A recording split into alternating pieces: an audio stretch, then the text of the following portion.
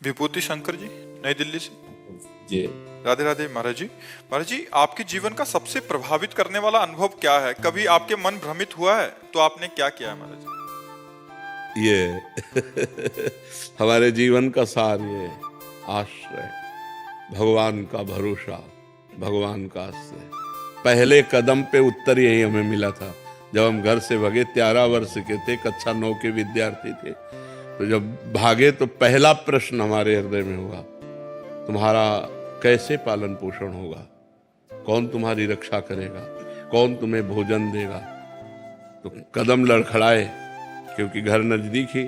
अभी घर से भागे ही थे। सुबह प्रातः काल 3 बजे माँ से केवल बताया था कि हम कल संत बन जाएंगे। उत्तर आया भगवान। हिम्मत बनी, फिर भागे। 15 किलोमीटर चलने के बाद एक भगवान शंकर का मंदिर है, नंदेश्वर महादेव, बहुत प्रसिद्ध महादेव हैं। वहां जाके बैठ गए। 12 बजे तक बैठे रहे। मन में आया भूख लगी, भोजन कौन देगा? मांगना आता नहीं था, बच्चे थे, विद्यार्थी थे। इतने में 1 लीटर दही लिए हुए एक आदमी आया और उसने पूछा ऐसे हमसे, ये बच्चा, यहाँ एक सूरदास स्वामी रहते थे, वो उनके दरवाजा बंद है कुटिया का, कहाँ गए? हम कहा हम तो अभी अभी आए, हम किसी को जानते नहीं। बोले अच्छा तुम दही पी लो।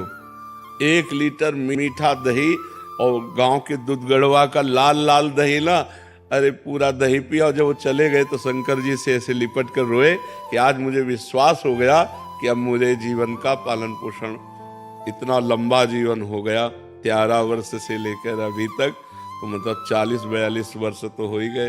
भगवान पार कर लाए। अब तो अंतिम फिल्म है। कब कहा लीला समाप्त हो जाए। दोनों किडनी खराब है, रोज अतरे दिन डायलिसिस होता है। अब कब लीला समाप्त हो जाए? भगवान अब कब तक सेवा बना है, जब तक आप लोगों की तब तक चला रहे हैं। नाम जब अगर होता रहे और बैठ के आसन पे नहीं हो तो नाम जप से मतलब बैठने खड़े होने से मतलब, चलते चलते हम नाम आड़े बैठे परे उताना, कबीर कहाँ हम राह ठिकाना।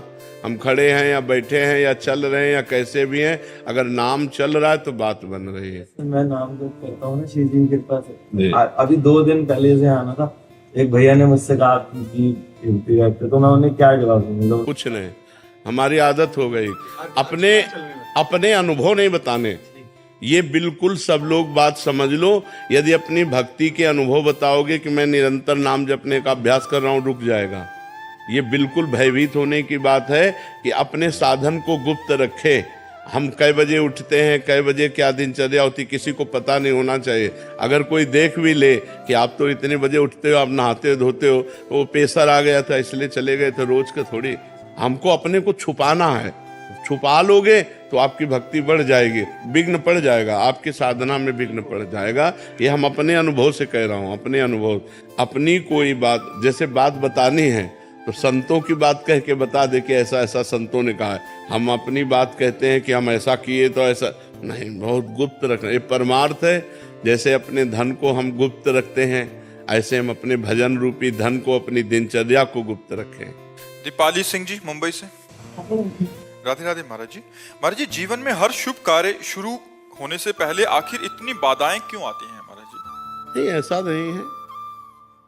ऐसा नहीं है कि सबके जीवन में बाधाएं ही आती है, ऐसा भी नहीं है। बड़े शुभ कार्य होते रहते, पर हाँ, जब हम शुभ कार्य करते हो हमारा बुरा प्रारब्ध होता है, तब बाधाएं आती है। ऐसा नहीं कि हर आदमी के शुभ कार्य करने में बाधाएं ही आती हों, ऐसे नहीं, सबके अनुभव ऐसे नहीं है। हमारा प्रारब्ध बुरा है और हमने शुभ कार्य शुरू किया तो बाधाएं और विघ्न आ जाते हैं। और उन बाधाओं विघ्नों को निवारण करने के लिए विघ्नेश्वर हैं। इसीलिए हम प्रथम गजानन की पूजा करते हैं, गणेश भगवान की पूजा करते हैं, वो विघ्नराज है।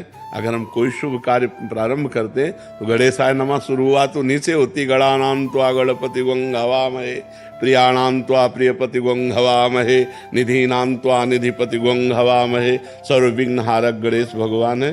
गणेश भगवान का चिंतन करे, भगवान का चिंतन करे, मंगल भवन भगवान श्री हरि का चिंतन करे। कौन सा विघ्न? जिते विनायक शुभ अशुभ, विघ्न करे नहीं कोई, विघ्न करे नहीं कोई, डरे कलिकाल कष्ट भय, हरे सकल संताप, हरसि हरिनाम जपत जय। जिस समय भगवान का सुमिरन करते हुए कदम बढ़ाओगे उस समय हर विघ्न नष्ट हो जाएगा। देखो हनुमान जी विघ्न के पुंज में प्रवेश कर रहे हैं, लंका में विघ्न ही का पुंज है, सब कुछ विपरीत है वहां। एक विभीषण जी त्रिजटा एक दो को छोड़कर सब पूरे के पूरे राक्षसी स्वभाव के ही है। प्रविश्य नगर की जय सब काजा, हृदय राख कौशलपुर राजा। यदि हृदय में हम भगवान का चिंतन करते हुए कोई भी शुभ कार्य करें तो बाधा नहीं, हमें बाधा नहीं पहुंचा सकते। जहां राधा है वहां बाधा कहाँ है? जहां राधा वहां बाधा कहाँ है? खूब नाम जप करो, मंगलमय भगवान की जय बोलो और अपने कार्य में शुरू हो जाओ तो कहीं कोई बाधा नहीं है। विजय श्री वही है जहां भगवान का चिंतन है, और जहां भगवान का चिंतन है तब तो माया है ही। अमित कुमार राज जी। राधे राधे महाराज जी। राधे राधे महाराज जी। महाराज जी, भगवत गीता या वेदों का सबसे महत्वपूर्ण संदेश क्या है? आज के जीवन के लिए सच्ची भक्ति और दिखावे की भक्ति में क्या अंतर है? पहला, हर शास्त्रों का एक ही संदेश है, अज्ञान का नाश करके अपने स्वरूप में स्थित हो जाओ, अर्थात भजन करके भगवत प्राप्त हो जाओ। भक्ति में भजन करके भगवत प्राप्त हो जाओ, ज्ञान में अज्ञान का नाश करके अपने स्वरूप में स्थित हो जाओ, अष्टांग योग में अपनी चित्तवृत्ति का निरोध करके परमात्मा प्राप्त हो जाओ। सब शास्त्रों का, सब साधनों का एक ही फल है। सब साधन कर यह फल सुंदर, प्रभु पद पंकज प्रीति निरंतर। अंतर रहित भगवदाकार वृत्ति, यही सब शास्त्रों का सार है। और आज हो चाहे कल हो, भक्ति का स्वरूप नहीं बदलता है, वही भक्ति का स्वरूप है। जब तक संयम से नहीं चलोगे, पापाचरण का त्याग नहीं करोगे, और जो शास्त्र आज्ञा तस्मात् शास्त्रम प्रमाणम ते कार्याकार्यो व्यवस्थितो, जो शास्त्र विधान है उसके अनुसार नहीं चलोगे तो भक्ति का रंग नहीं आएगा। पाखंड भले कर लो, चार लोग तुम्हें प्रणाम नमस्कार कर लेंगे, लेकिन भगवत साक्षात्कार नहीं हो सकता। भगवत साक्षात्कार तभी हो सकता है जब इंद्रियां जो हमारी प्रकृति की तरफ जा रही, मना कष्टान इंद्रियाणी प्रकृति स्थान कर सती, उनको मोड़ करके परमात्मा में लगा दे। जितेंद्रिय हो, श्रद्धावान हो, निरंतर भजन परायण हो, सब कुछ प्राप्त हो जाएगा। अगर जितेंद्रिय नहीं है, श्रद्धावान नहीं, भजन परायण नहीं है तो पाखंड कर सकता है, ढकोसला नाटक कर सकता है, भक्ति नहीं है। भक्ति कोई साधारण वस्तु नहीं है, भक्ति अंतर की वृत्ति है। अगर वृत्ति भगवान में नहीं लगी और बाहरी ये भेष है तो इससे कुछ नहीं होने वाला। और बाहरी वेश भी है और अंतर से उद्देश्य भी है, तो सोने पे सुगंध फिर क्या कहना है। तो वेश में कभी कभी हम पाखंड का आश्रय ले लेते हैं, इसलिए बहुत सावधान रहना चाहिए। वेशधारी हरि के उर्शालय, यदि वेश केवल है, उद्देश्य नहीं है, तो बहुत बड़ा समाज का हानिकारक व्यक्ति वो है, बहुत बड़ा भ्रष्ट हो सकता है, क्योंकि उसका उद्देश्य ही नहीं है जितेंद्रियता, भगवत भक्ति, शुद्ध ज्ञान। तो इसलिए सब शास्त्रों का एक ही है कि अज्ञान का नाश करके स्वरूप में स्थित हो जाओ, निरंतर भजन प्राण रहो। किसका आप समझ पा रहे हैं? विद्या और श्रुति जी। श्री हरिवंश महाराज जी। महाराज जी, आपके चरणों में कोटि कोटि प्रणाम। महाराज जी, आपकी सत्संग और भगवत कृपा से हम सच्चे मन से आध्यात्मिक मार्ग में अग्रसर होना चाहते हैं, परंतु जितने आगे बढ़ना चाहते हैं उतना ही आध्यात्मिक प्रतिकूलता, भ्रांति, द्वंद्व आदि बाधाओं से परास्त होकर आगे नहीं बढ़ पा रहे। ना ही जहां हैं वहां रह सकते हैं, ना ही मार्ग से पीछे हटना चाहते हैं। आपके श्रीमुख से सुना है कि देखो, सबसे खास बात समझ लो, चाहे जिस मार्ग का पथिक हो, चाहे ज्ञान मार्ग का, चाहे योग मार्ग का, चाहे भक्ति मार्ग का, तेषाम शतत युक्तानाम भजताम प्रीति पूर्वकम ददामि बुद्धि योगम तम येन माम उपयांति ते।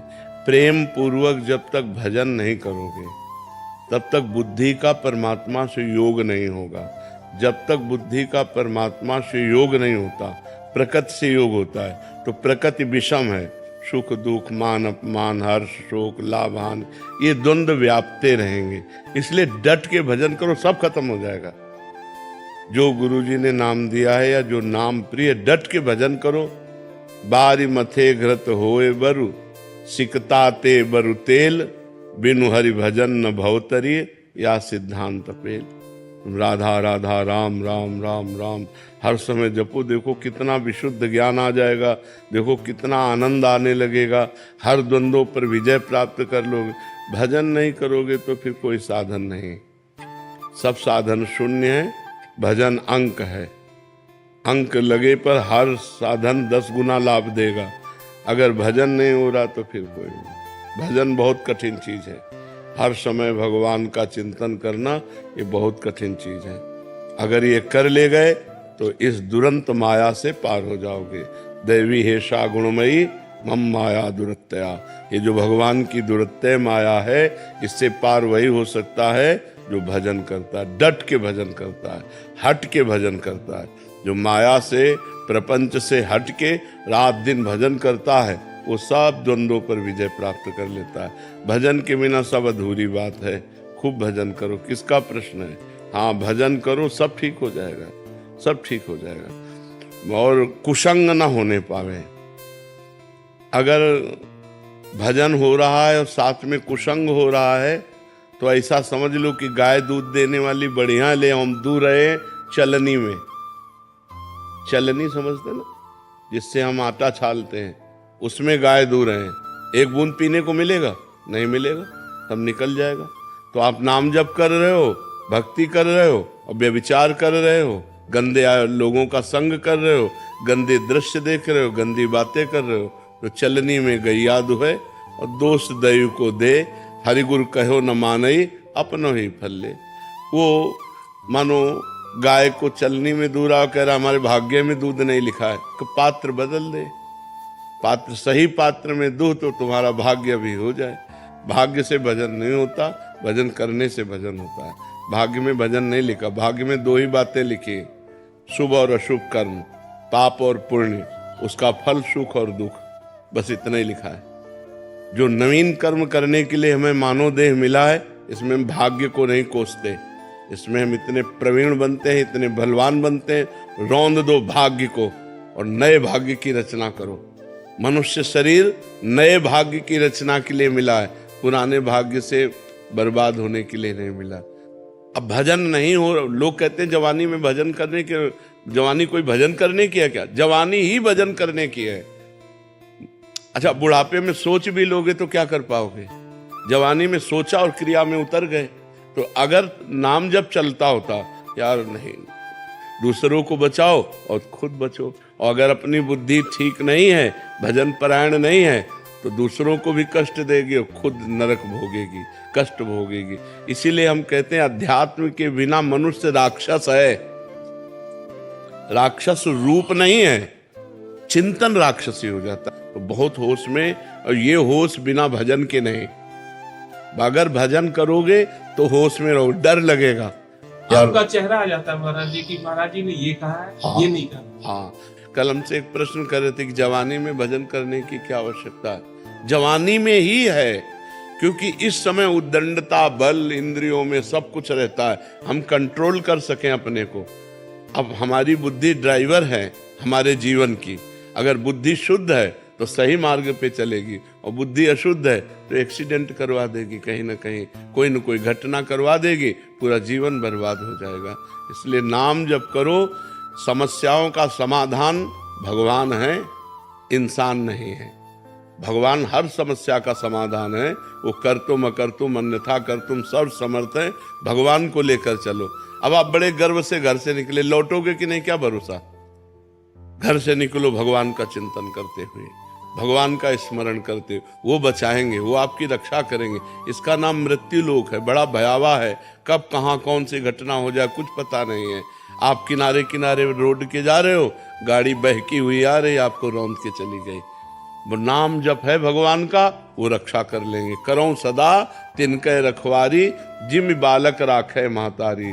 जैसे बच्चे की रक्षा माँ करती है, ऐसे भगवान कहते हैं मैं अपने भक्तों की रक्षा करता हूँ। तो इसलिए भक्त बनो, नाम जप करो, भगवान की आराधना करो। और जब कोई ऐसी गंदी घटना करने का मन आवे तो चिंतन करो परिणाम का, कि परिणाम क्या होगा। नहीं भाई नहीं, थोड़ी देर के लिए भाग जाओ, वहां से हट जाओ, अपने मन को शांत कर लो, नहीं तो ऐसी क्रिया करवा देगा, पूरा जीवन बर्बाद हो जाएगा। बहुत शांति से चलने के लिए मनुष्य जीवन मिला है, बहुत आनंद प्राप्ति के लिए। आदित्य राज जी बिहार से। श्री हरिवंश गुरुजी। श्री हरिवंश महाराज जी ऐसा क्या करें कि आपके प्रति सेवा बने? राधा राधा राधा, इससे बड़ी कोई सेवा नहीं। हमें जो चाहिए आपसे वो चाहिए कि आपका कल्याण हो जाए, आपका मंगल हो जाए। राधा राधा राधा, बस ये चाहिए। हमारा प्रेमी वही है, हमारा मित्र वही है, हमारा रिश्तेदार वही है, हमारा शिष्य वही है, हमें सुख देने वाला वही है, जो अपने आचरणों को सुधार कर नाम जप कर रहा है। बस आप सुखी हो, हम अच्छे हैं। नहीं, हमारा बैठना किस काम में आया, हमारा बाबा जी बनना किस काम में आया? अगर आप लोग अच्छे आचरण स्वीकार कर रहे हैं, आप सही चल रहे हैं, तो हम अपने को धन्य मान रहे हैं कि हमारा साधु वेश धारण करना धन्य हो गया, हमारा जीवन धन्य हो गया कि 4 लोग सही ढंग से हमारे आदेशानुसार चल रहे हैं। यही प्रसन्नता हमको चाहिए कि आप अपने आचरण सुधारो, आप अपने माता पिता को सुख दो, आप नाम जप करो, स्वस्थ रहो, सुखी रहो। यही हमारी भेंट है, यही हमारे को सुख देना है। हम आपके सत्संग की प्रभाव से ही हमारे इष्ट में दृढ़ता निष्ठा तीव्र हो रही है महाराज। ना हम हमारे इष्ट को छोड़ सकते हैं, ना आपको छोड़ सकते हैं। आपका जैसे मन हमारा जैसे समर्पित हुआ है, वैसे वहाँ मतलब कहीं पे भी ऐसा हुआ नहीं है। तो अभी हम इसी दुविधा में है कि आगे कैसे बढ़े, हम जैसे कि रुक का गया है। बिल्कुल नहीं रुकना, आगे बढ़ना है। हम आपके मित्र हैं, जो आपको साधना दी वो आपके गुरु हैं, जो साधना है वही आपको करनी है। हमसे केवल सलाह ले लो और आगे बढ़ो। बात समझ रहे हो? जैसे रास्ते में मित्र मिल जाते हैं तो हम आपके सत मित्र हैं। सद आज्ञा, सद मार्ग, जिस मार्ग में चल रहे उसी को वहीं पुष्ट करना, नष्ट करना नहीं। जहां हो वही मार्ग चलो। जिनको गुरु बनाया है उन्हीं को गुरु मानो, हमें अपना दोस्त मानो। कि जब परमार्थ में कोई समस्या आई तो अपने दोस्त से पूछ लिया। हम सबके मित्र हैं, हम सबके मित्र हैं। आप हमसे सलाह लीजिए, जो हमें गुरु प्रताप से ज्ञान है वो हम आपको ज्ञान देंगे। चलो अपने मार्ग में, जो जहां जुड़ा है वहीं चलो, जो नहीं जुड़ा है, जुड़ना चाहते हो जुड़ जाओ, जो जुड़ा है जहां जुड़ा है वहीं चलो। हमारा मकसद अपना बनाना नहीं है, हमारा मकसद आपको भगवान तक पहुंचाना है। आप हमारे बन के चलो, चाहे आप किसी संत के बन के चलो, चलो आप परमार्थ पे चलो, अच्छे बनो, भगवान को प्राप्त हो। गुरुजी कृपा करें कि बाधाएं मिट जाएं और ये अज्ञान रुक जाए। हम ये थोड़ी कि कहीं प्रवचन सुने तो अपनी गुरु निष्ठा, इष्ट निष्ठा को छोड़ दें। प्रवचन का मतलब है पावर। हमें पावर मिला, मार्ग मिला तो हम और दौड़ते हैं उसी मार्ग में। अब जैसे हमारे पास वाहेगुरु जपने वाले आते हैं तो हम कभी उनको नहीं कहते कि आप राधा जपो। हम भी बोलेंगे आप वाहेगुरु ही जपो, जिससे आपका मार्ग पुष्ट हो। क्योंकि वही वाहेगुरु है, वही राम है, वही कृष्ण है, वही राधा है, वही सब एक ही परम तत्व है। हम जहां लगे हैं वहीं चले। ये नहीं कि आप हमारा प्रवचन सुनकर अपनी गुरु निष्ठा को छोड़ दें, अपनी इष्ट निष्ठा को छोड़ दें। नहीं, आप अपनी गुरु इष्ट निष्ठा को बढ़ाएं। नहीं तो हमारा सत्संग का मतलब क्या रहा? हमारे संग का मतलब लगा मार्ग रुक जाए आपका, फिर तो हमारा संग कहाँ हुआ? फिर तो कुसंग हो गया। मार्ग बढ़े आपका, जहां आप हो उत्साह हो जाए और आप और उत्साह से उसी मार्ग में बढ़े। अनूप जी। राधे राधे महाराज जी। गुरुदेव, मन शांति रहे और भगवान का नाम जप होता रहे, बट कभी कभी मन अशांत और विचलित सा हो जाता है जप करने पर भी। चिंतन, जब तमोगुणी चिंतन होगा तब मन अशांत और विचलित हो जाएगा, और जब रजोगुणी चिंतन होगा तब मन भोग, मान, प्रतिष्ठा, रुपया, पैसा इसका चिंतन करेगा, और जब सतोगुण होगा तब वो शांत होकर भजन में लग जाएगा।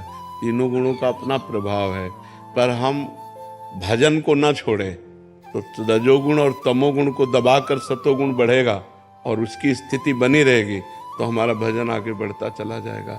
हमारा भोजन इसीलिए सात्विक होना चाहिए, प्याज लहसुन तक भी नहीं पाना चाहिए, क्योंकि ये तमोगुणी होते हैं, इससे तमोगुणी की वृद्धि हो जाती है।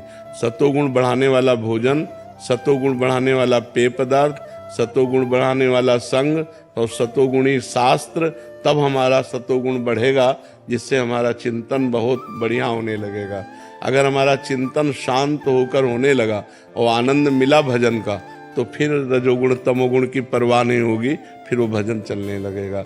अभी तीनों गुणों के अंतर्गत हम है ना, त्रिगुणातीत तो हुए नहीं, तो इसीलिए इनका प्रभाव पड़ता रहता है। कभी विक्षेप पड़ गया, कभी मन नहीं लग रहा, कभी अशांति, कभी भोग अच्छे लग रहे हैं, कभी भगवान अच्छे लग रहे हैं। ये दशा चलती रहती है। जब सिद्ध हो जाता है भजन, तब फिर वो त्रिगुणातीत हो जाता है, फिर उसका भजन बाधित नहीं होता। इसलिए खूब नाम जप करो, अशांत स्थिति में भी नाम जप करो।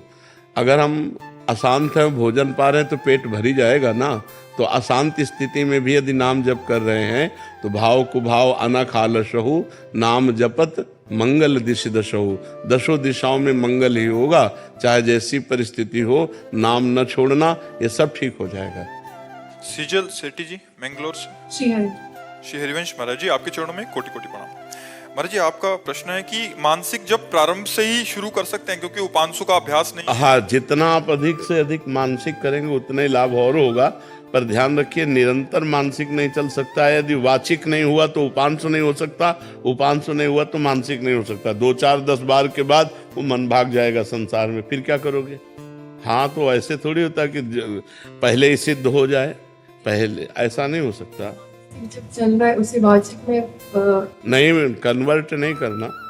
अगर चल रहा है तो चलने दीजिए, और जहाँ भागे तो उसे ले आओ तुरंत उपांशु में, तुरंत वाचिक में ले आओ। अगर भाग रहा है, मन नहीं लग रहा है, और अगर लग रहा है तो बहुत अच्छी बात है, हृदय मतलब पवित्र है, वो मानसिक में लग रहा है। जितने मिनट सेकंड में लग पावे बहुत अच्छी बात है, और जहाँ भागे तो तुरंत उसे उपांशु में ले आओ, वाचिक में ले आओ। जया दीक्षित जी। राधे राधे महाराज जी। महाराज जी, मन में मोक्ष स्वर्ग आदि किसी की चाह नहीं है, और इसी जन्म में श्री जी की सेवा में जाना है महाराज जी, लेकिन निरंतर नाम जप नहीं हुआ, प्रिया प्रीतम के दर्शन नहीं हुए और शरीर छूट गया, तो क्या नहीं, कृपा से? नहीं, हम कह रहे हैं कि जैसे निरंतर का तो अभ्यास करना पड़ेगा, क्योंकि हमको ये पता नहीं कि हमारी कौन सी श्वास आखिरी है। यदि हम राधा बोले, हमारा श्वास छूटा, तो हम किशोरी जी के पास पहुंच जाएंगे। हम पहली बार राधा बोले और अभी हमारे प्राण निकल जाए, तो हम किशोरी जी के पास पहुंच जाएंगे। तो ये इसमें अंतिम समय अगर भगवान नाम उच्चारण हो जाए, तो चाहे जितना पातकी जीव हो, वो भगवान को प्राप्त हो जाता है। तो हम जो बार बार नाम जप कर रहे हैं, उसका हमें यही लाभ लेना है कि कौन सी श्वास अंतिम हो मुझे पता नहीं, इसलिए मैं हर समय राधा राधा बोलता हूँ। तो जो अंतिम श्वास होगी उसी में राधा बोलकर मर जाऊंगा, तो श्री जी की प्राप्ति हो जाएगी। बस हमारा जो खास चिंतन है वो है कि अंतिम श्वास हमारी भगवत चिंतन में होनी चाहिए, तो इसीलिए हम अभ्यास कर रहे हैं। और जो जीवन भर भजन करता है और अंतिम समय बेहोश हो जाता है, मरने के समय मान लो नाम जप नहीं हो पाता, तो फिर पूरे जीवन के भजन का फल उसे मिलता है कि अंतिम समय उसके हृदय में निकल पड़ता है राधा राधा, बेहोश स्थिति में निकल पड़ता है, और वो भगवान को प्राप्त हो जाता है। ये जीवन के बड़े बड़े महापुरुषों के, इसलिए खूब नाम पे लगो। ये प्रमाद मत रखो कि नाम जप नहीं होता। क्यों नहीं होता? नाम जप तो ऐसे राधा राधा राधा राधा राधा राधा राधा राधा राधा राधा राधा, फिर धीरे धीरे और इसको लाओ। अब चल रहा है राधा राधा, फिर मानसिक चलाओ राधा राधा राधा राधा। अभ्यास करो तो सब काम करते हुए नाम जप बहुत अच्छे से हो सकता है। अभ्यास केवल करना चाहिए। अभ्यास नहीं करते तो एक बोझा सा लगता है, और जब अभ्यास करते हैं तो हर कार्य करते हुए नाम जप हो सकता है।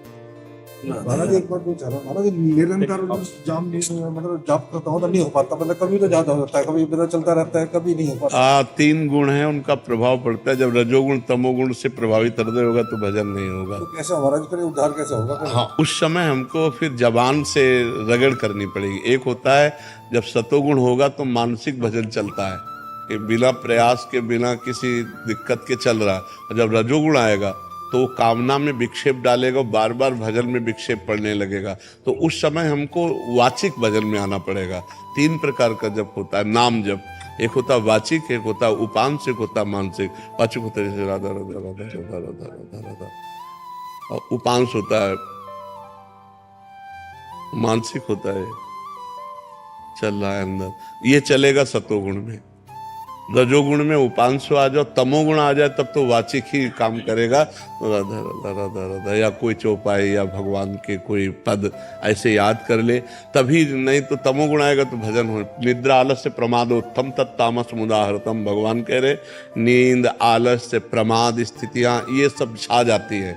और जब रजोगुण आता है तो भोग की इच्छा, धन की इच्छा, मान की इच्छा, बड़ाई की इच्छा, ये इच्छाएं विक्षेप डालने लगती है। और जब सत्वगुण आता है तो भक्ति भाव, दया, करुणा, कृपा, ये सब बातें अंदर आने लगती है। तो हम सात्विक भोजन करें, सतोगुण को बढ़ावें, राजसिक और तामसिक भोजन का त्याग करें। और जब रजोगुण तमोगुण आ जाए तो उससे परिचय प्राप्त करना चाहिए कि इस समय रजोगुण आ गया, अब भोगों की इच्छा हो रही, इस समय मान प्रतिष्ठा की इच्छा हो रही, ये रजोगुण आ गया। अब प्रमाद का मतलब होता है करने योग्य कार्य को ना करना और ना करने योग्य कार्य को करने की इच्छा होना, ये प्रमाद स्थिति तमोगुण आ गया। तो अब तुरंत फिर हमको जप अपना बदल देना चाहिए, मानसिक जप से उपांशु में आ जाना चाहिए, उपांशु से वाचिक में आ जाना चाहिए। क्योंकि सतोगुण अधिक बढ़ेगा तब निरंतर मानसिक चलेगा। और एक बार चल पड़ा अच्छे से मानसिक पूरा 24 घंटे तो तमोगुण रजोगुण को बाधित करता रहेगा, वो आ ही नहीं पाएंगे। नाम का ऐसा प्रभाव होता है जब चलता है, जब तो महाराज जी बड़ा अच्छा लगता है, मतलब हाँ। दो चार घंटे चलेगा तो अच्छा लगेगा, मतलब बस दिमाग में मोहित वर्मा जी। महाराज जी, हमारे घर में हम सभी चाहते हैं कि हमारी संतान के रूप में एक महान भक्त प्रकट हो, उसके लिए हमें क्या करना पड़ेगा? आराधना खुद करनी पड़ेगी। जब तक माता और पिता भक्त नहीं होंगे, भगवान के चिंतन परायण नहीं होंगे, सतोगुणी नहीं होंगे, तब तक भक्त संतान कैसे? ये तो बड़े भाग्य होते हैं। कुलम पवित्रम जननी कृतार्था वसुंधरा पुण्यवती चैन, वो भूमि पावन हो जाती है, वो कुल पावन हो जाता है, वो माँ जय जयकार करने योग्य हो जाती है जिसके पुत्र भगवान का भक्त पैदा हो। नाम प्रसंग कहे तो उपदेश, जहाँ या धर्म धन्य सो देश, धन्य सो कुल जो जन्म भयो, धन्य सो तात धन्य सो माय, संतत सकल सुनो चितलाय। श्री हरिवंश, जो भगवान का नाम जप करने वाला भक्त जिस कुल में पैदा हुआ, वो देश धन्य, वो गांव धन्य, वो कुल धन्य, वो माता पिता धन्य जिसमें भगवान का अनुरागी भक्त। तो इसलिए कुछ नियमों का पालन अगर करे और भगवान का भजन करे तो भक्त संतान होने की संभावना है, वो भी भगवान की कृपा से। पहली बात तो जिस दिन से गर्भ आ जाए उस दिन से माँ और पिता दोनों ब्रह्मचर्य रहें, पति पत्नी दोनों ब्रह्मचर्य रहें, और सात्विक भोजन पावें, तीर्थों का अवगाहन करें, शास्त्र का स्वाध्याय करें, नाम जप करें और भगवान से प्रार्थना करें, तो जरूर भगवान का भक्त गर्भ से प्रकट हो सकता है। दूसरा कोई उपाय नहीं। संसार का त्याग करके रात दिन भगवान में चित्त जोड़ना ये बहुत बड़ी बात है, ये बहुत बड़ी बात है। तो ऐसा करे, भगवान से प्रार्थना करे और संयम से चले, नाम जप करे, तो वही संस्कार गर्भस्थ शिशु में पड़ेंगे तो जरूर न जरूर भगवान का भक्त या देश भक्त पैदा हो जाए तो जीवन कृतार्थ हो जाए। महाराज जी, आपके श्रोता हैं जो सत्संग सुनते हैं, परसों आए थे महाराज जी, उन्होंने आपका बहुत देर पहले सत्संग सुना था कि जब बच्चा गर्भ में आ जाए तो ब्रह्मचर्य से रहें, और बहुत कह रहे कि हमने नाम जप भी किया और हमें अभी 1 साल का हो गया बच्चा, परसों आए थे तो कह रहे थे कि हमें इसमें दिव्यता नजर आ रही है। हाँ बिल्कुल, वो मतलब राधा नाम सुन के और एक उसमें सौम्यता, और जहां भी जाता है हमें एक प्रभाव दिखता है। तो महाराज जी उसका प्रभाव कह रहे कि हमें प्रत्यक्ष, मतलब महाराज जी के वचन सुन के हमने ऐसा किया और उसका प्रत्यक्ष उदाहरण महाराज जी। हमारे पिताजी बड़े भक्त थे। इस शरीर के जो पिता कभी जूता पहन के हल नहीं जोता, नंगे पैर हल जोता, और संतों की सेवा। तो हम लोग जब छोटे छोटे थे 4 संत आ जाते, सबके चरण दबाओ, चरण धो, चरणामृत पियो, और उनके पास बैठना, वो श्री राम जय जय राम कीर्तन कराते, कीर्तन करते, भागवत हो रही वही बैठ के सुनते। बचपन से भागवतिक सब परमाणु मिले। माता जी को तो क्या कहना, साक्षात देवी। बस वो ऊपर एकांत दुखंडा मकान था, तो ऊपर एकांत में बैठे राधा कृष्ण की छवि रखे, वो तो बस जप में ही अधिक लगी रहती थी। तो उसका प्रभाव देखो कि हमारे पिताजी भक्त, माताजी भक्त, तो हम भक्त, हमारा परिवार का सब पूरा सदस्य भक्त, बहनें भाई सब भक्त हैं। तो जैसे हम परमाणु अपने परिवार को देते हैं, वैसा ही हमारा परिवार होता है। तो हम माता पिता का विशेष योगदान होता है। पुत्र की उद्दंडता या सौम्यता ये माता पिता से। अब आप गंदे आचरण कर रहे हो, गर्भस्थ शिशु है, उल्टा सीधा खा रहे हो, उल्टे सीधी बातें कर रहे हो, वही संस्कार पड़ रहे हैं। आप जब बच्चे थोड़ा सयाने हुए, आप बीड़ी मंगा रहे हो, आप शराब पी रहे हो उनके सामने, वही संस्कार पड़ रहे हैं उनके, वही संस्कार बनते हैं। जब संस्कार दिए जाते हैं तो देखो सब, हमें लगता है कि अगर हम पुत्र को उन्नतशील बनाना चाहें तो गर्भ से हमें सावधानी रखनी पड़ेगी। गर्भ से ब्रह्मचर्य, जहां संतान आ गई फिर ब्रह्मचर्य का माता पिता कौन पालन करता है? कोई बिरला संयमी ऐसा हो सकता है कि साल 1.5 साल हमको ब्रह्मचर्य से रहना, बहुत कठिन बातें हैं ये। तभी संतानें देखो सब कामुक प्रवृत्ति की और मन में मलिनता लिए हुए, अपने माता पिता का भी अपमान करने वाली, समाज में द्रोह पैदा करने वाली, समाज में हानि पैदा करने वाली ऐसी संतानें होती है। तो बहुत सावधानी की जरूरत है।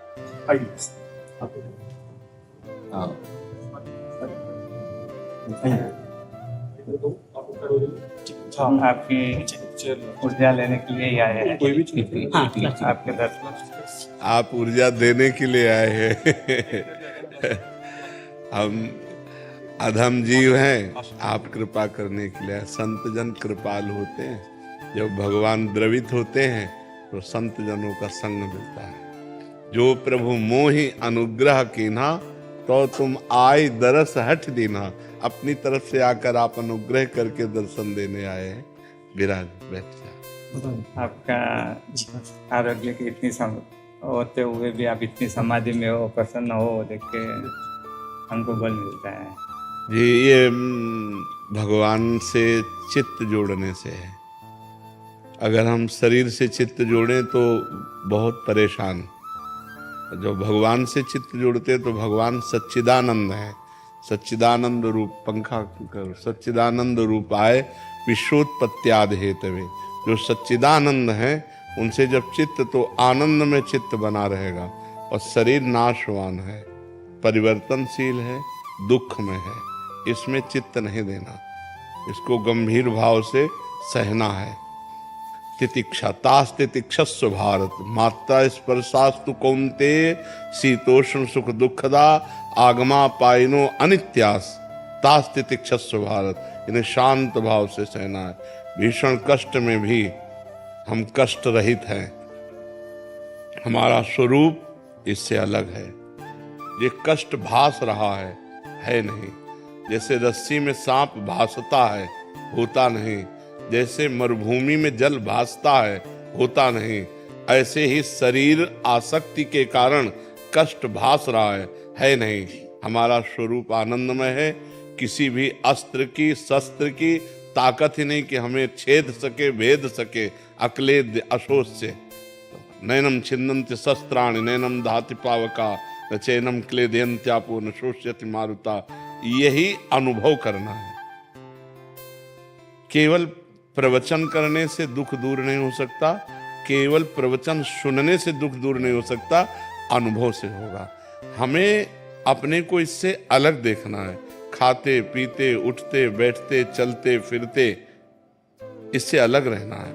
हमारा और इसका बहुत अंतराय है। ये विनाशी है और हम अविनाशी हैं। ये परिवर्तनशील, हम एक रस हैं। ये जड़ है, हम चैतन्य घन हैं। हम साक्षी हैं, इसके दृष्टा हैं। बस देख रहे हैं इसमें क्या हो रहा है। जो हो रहा है वो पहले से निश्चित है, कुछ नया नहीं हो रहा है। बस हम तो मगन हैं। आनंद मगन। अब इसके विषय में पढ़े तो फिर बड़ा प्रपंच है। इससे एकदम अलग रहे। समझ रहे हम, पण वो आचरण में आना धीरे धीरे आचरण नहीं करे, समझ रहे हैं सब जी। बस प्रवचन तो बहुत हो रहे हैं, प्रवचन सुने भी जा रहे हैं, लेकिन उनको उतारना जीवन में सबसे बड़ी बात है। और उतारने के बिना सब व्यर्थ है। नायमात्मा प्रवचनेन लभ्या न मेधया न बहुना श्रुतेन। उपनिषद कहता है कि आत्मबोध बहुत प्रवचन करने वाले को नहीं होता। ये आत्मबोध बहुत प्रवचन सुनने वाले को नहीं होता। ये उसे ही होता है जो स्वीकार कर लेता है, जो व्रणित, जो व्रणित इसे वर्ण कर लेता है, इसे ग्रहण कर लेता है। और भगवान कुछ परिस्थितियां ऐसी दे देते हैं कि भागना ही पड़ता है इस शरीर से। अब इस शरीर की ऐसी परिस्थिति दे दी, डायलिसिस, दोनों किडनी फेल, ये परेशानी, वो परेशानी, ये दर्द, तो बस निकलो इससे, निकलो, इसमें फंसना नहीं है, ये मरेगा, ये आज नहीं तो कल मरेगा, तो अपने स्वरूप में आओ। अगर इसकी प्रियता में फंसे तो मरे हो, फिर तो फिर जन्म पे जन्म, मरण पे मरण फिर चलेगा। होश में, सावधान। तो भगवान ने हमें कृपा करके सावधान किया, हमको ऐसी परिस्थिति दी कि इससे हटना ही पड़ा। नहीं तो साधना का भी जब हम लेते हैं तो शरीर का पक्ष जोर हो जाता है, क्योंकि इसी से साधना होती है। साधना का भी पक्ष नहीं। साधना होनी है, जितना हम प्रयत्नशील हैं, साधना कर रहे हैं, पर शरीर से करवा रहे हैं, हम नहीं कर रहे हैं। हाँ, ये अभी चला जाए तो हमें इससे हमारी साधना अधूरी नहीं है, हमारी साधना पूरी है। ये अभी नष्ट हो जाए, नाशवान, इसके सहारे थोड़े हम अविनाशी को प्राप्त कर रहे हैं। हम अविनाशी हैं, हम वर्तमान में अविनाशी हैं, हम अविनाशी हैं। हाँ, विनाशी से हमारा जो लगाव हो गया है उसी को हटाना साधना है। विनाशी से जो हमारा लगाव है, अपनापन हो गया है, तदात्म हो गया है, उसी की साधना हम कर रहे हैं। कि इसको कष्ट देते हुए तितिक्षा पूर्वक, जैसे नंगे पैर आप चल रहे हैं या आप विविध प्रकार के तपों को ग्रहण कर रहे हैं, इसके लगाव को काट रहे हैं। लगाव का काट रहे, कि इससे लगाव हटाना। कि जैसे बोले हम तपस्या की, हमें बड़ा लाभ हुआ, तो क्या लाभ हुआ? लगाव हटा, इससे अपनापन हटा, तदात्म हटा। आप तो जो पूर्ण हैं उसको न कोई लाभ है न कोई हानि है। जो आप पूर्ण हैं, न उसमें कोई लाभ है न कोई हानि है। साधना न होने पर कोई हानि नहीं है पूर्ण में, और साधना होने पर कोई लाभ नहीं है। तो साधना हो किसकी रही? इस लगाव को मिटाने के लिए। शरीर और इंद्रियों का जो संयोग भोगों में होकर सुखानुभूति हो रही, इसी को मिटाना है। और ये मिट गया तो सहज स्वरूप शंकर सहज स्वरूप सम्हारा, लाग समाधि अखंड पारा। चलते फिरते उठते बैठते हर समय सम स्थिति में जो महापुरुष है वो भगवान को प्राप्त महापुरुष है। और भगवान को प्राप्त करना नहीं है, वो प्राप्त हैं, बस ये लौट कर समझना है। थोड़ा लौटना पड़ेगा। ये जो बहिर्मुख होकर हम जगत में फंस गए हैं, अंतर्मुख होकर के बस उसे लौट कर समझना होगा। बिल्कुल वर्तमान में आप परिपूर्ण हैं, किसी साधन के फल स्वरूप परिपूर्ण नहीं है। वर्तमान में आप परिपूर्ण बस अनुभव करो, इस बात को अनुभव करो, तत्त्वम् असि, तुम वही हो, तुम वही हो जिसकी खोज कर रहे हो। जब खोजने वाले को मिला तो खोजने वाला नहीं रहा। जब खोजने वाला जिससे मिला तो खोजने वाला नहीं रहा, क्योंकि वही था, वही था।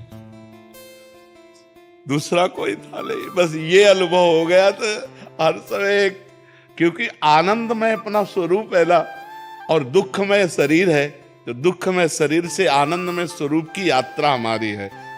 जो मृत्युर्मा अमृतम गमय, जो मृत्युमय शरीर में हमारी आसक्ति है, इससे हट करके अमृत स्वरूप जो हमारा स्वरूप है, उधर चलने की यात्रा है। उधर लौटना है।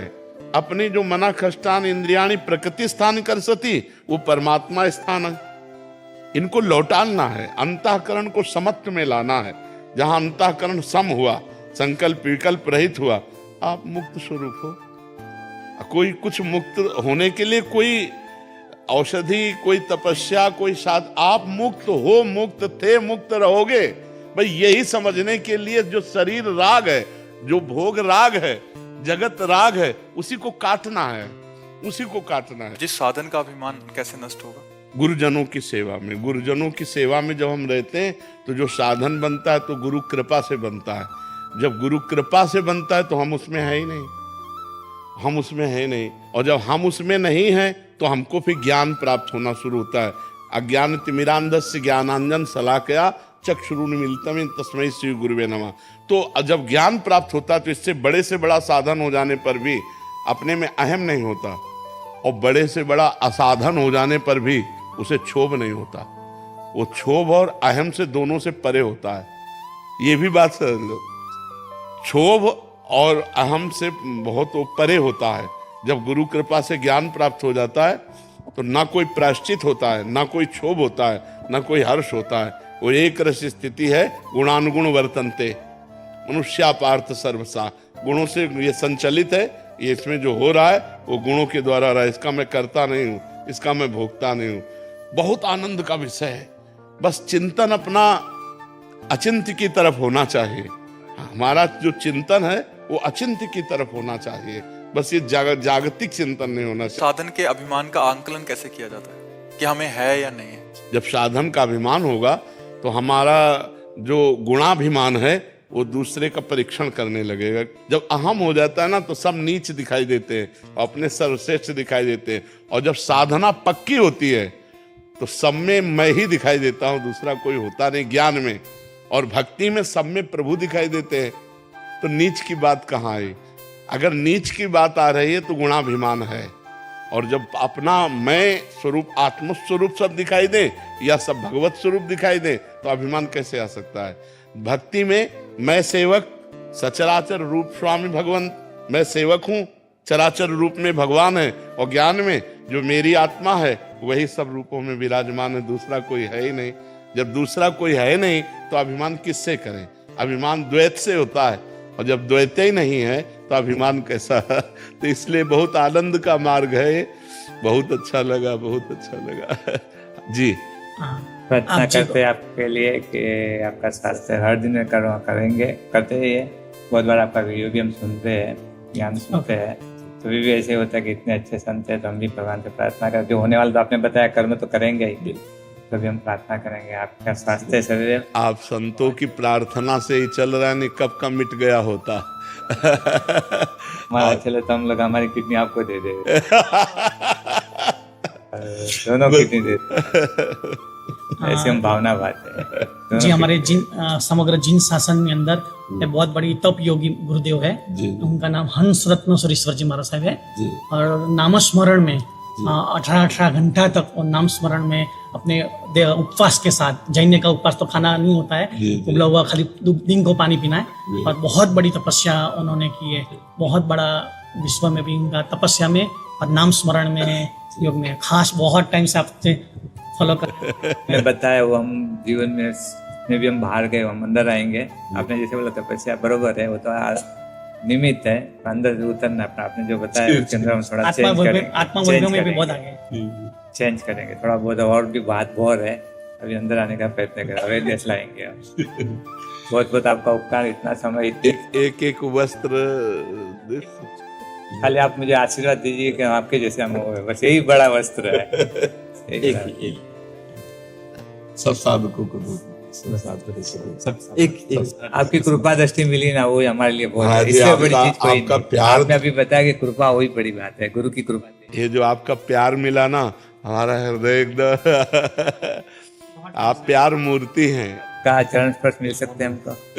अरे महाराज जी, इतने उपासों में भी पद यात्रा ही करते हैं पूरे भारत भर में। खाली नहीं, इस समय हमारे जैन मुनियों ने जो हमारी संतों की परंपरा रही है, पूर्व संतों की परंपरा रही है, बहुत सांगोपांग निर्वाह कर रहे हैं। चाहे जितने देखो, पीटे भी गए, हाँ मार भी खाए, भूख प्यास भी, गर्मी सर्दी, ऐसी गर्मी में सब पूरे कष्ट सह करके अपने धर्म का पालन कर रहे हैं। हम बार बार प्रणाम करते हैं, इन मुनियों को बार बार प्रणाम करते हैं। एक्सीडेंट भी बहुत होते हैं, हाँ, बहुत हाईवे पे बहुत होता है। हर साल 10, 15, 25 मार्च साहब एक्सीडेंट में चले जाते हैं। बिल्कुल, उससे भी ज्यादा जाते हैं। बिल्कुल चल रहे होते हैं तो कोई भी गाड़ी लोग, हम पैदल चलते हैं ना तो गाड़ी ओवरटेक करके उड़ा देती है, साइड में चलते हैं तो भी उड़ा देती है। मैंने उनको उड़ाने का भाव नहीं है, पर हाँ कंट्रोल बिगड़ गया, कंट्रोल नहीं है। मैंने उनको जल्दी जाने हर आदमी को। जी जी। तो इससे हर साल बड़े गच्छाति पति से लगा के 25-30 साहब साधु साधु दोनों पर बहुत एक्सीडेंट खराब इससे उनका मौत होता है। एक्सीडेंट में एकदम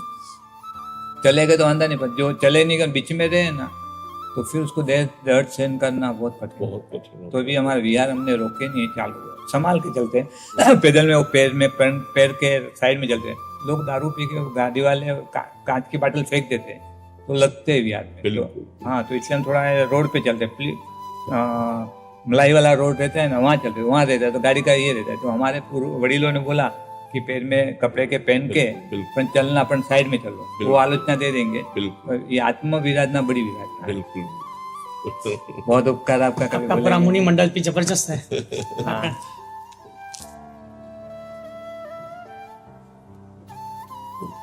आज माता थोड़ा